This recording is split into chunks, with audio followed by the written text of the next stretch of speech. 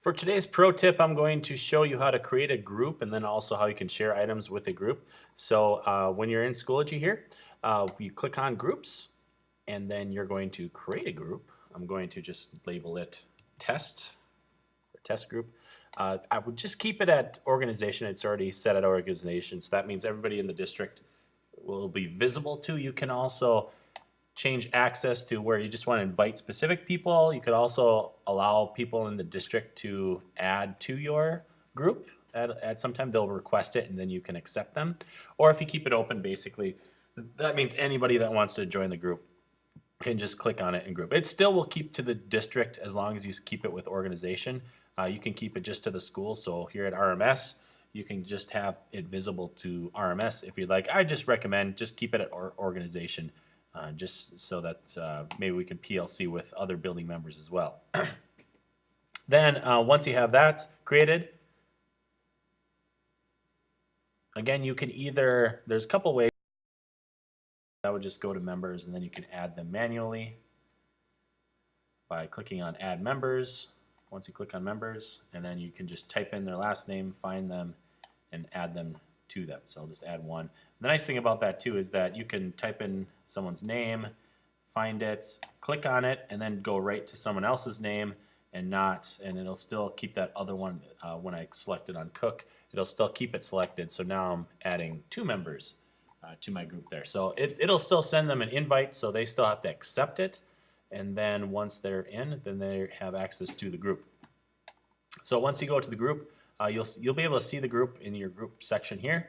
I already have a couple groups already created. So this is the test one I made. So from here, you can do a couple of things. First of all, if you have a PLC that's away from each other, you can't meet, you can use the discussion board that way. But really the most important thing that I think a lot of people will enjoy is that through groups you can share your resources. Specifically, your tests and assignments built on Schoology. A lot of us already share documents through Google accounts, but this is a way where you can share your Schoology information as well. So if you have some kind of, so if you create a test, you can create a test in the group feature so that everybody has access to. Or if you've already built one, all you have to do is go to your personal resource file. If you haven't used your personal resource file, I recommend it. Chances are you might just be building stuff in your courses, but what you can do is actually move your information. So let's say this folder, I want to move it into my personal resource. Basically, I just click Save to Resource.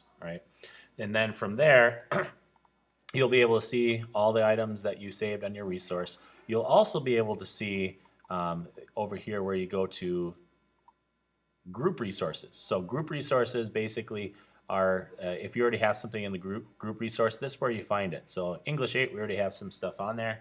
And then basically all I have to do is if I want to share something from my personal file to the group, I just have to click on it. So it loads here. So if I wanted to share, let's say this test that we made together. So then I can copy it to, and I'm going to copy it to and find that, and I labeled it test. So whatever group, you'll see group resources here. These are your groups. So I'm going to share it with the test group. And then if you have folders within that group resources, then you can select what folder you want it in. You hit copy, and then by doing that, basically everyone has access to that test.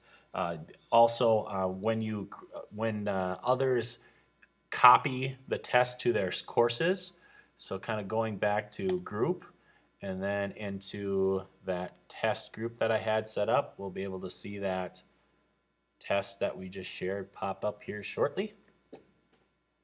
And then all everyone has to do is basically add it to their course. So if this was somebody else, they would see exactly what we're seeing here. They would just add it to their course, and you don't have to worry about anything getting kind of messed up, because basically it sends a copy to it. So even though you're using the same test, if they alter something in it, it's not going to affect your test at all. In fact, if your tests vary a little bit, you can actually edit your own test, and then it'll actually save your own copy of it, so you don't have to worry about messing up the person's original copy. So that is how you create a group, and then also how you share a test. And it works the same way for folders or assignments on Schoology as well.